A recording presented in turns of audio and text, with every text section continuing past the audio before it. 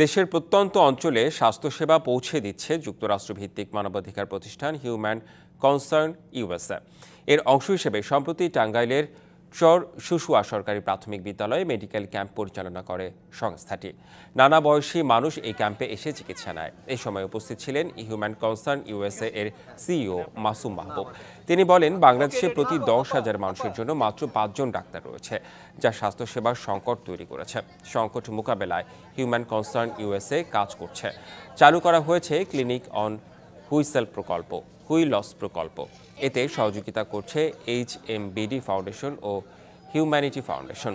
এর আওতায় মাসিক মেডিকেল ক্যাম্পের মাধ্যমে 3,000-এর বেশি রোগীকে সেবা দেয়া হচ্ছে স্থানীয় স্বেচ্ছাসেবকদের প্রশিক্ষণ। বর্তমানে মোবাইল স্বাস্থ্যসেবা প্রকল্পটি টাঙ্গাইল, ময়মনসিংহ, জামালপুর এবং শেরপুরের দুর্গম এলাকার চালু রয়েছে, যেখানে স্বাস্থ্যসেবা নিচ্ছে সুবিধাবঞ্চিত মানুষ।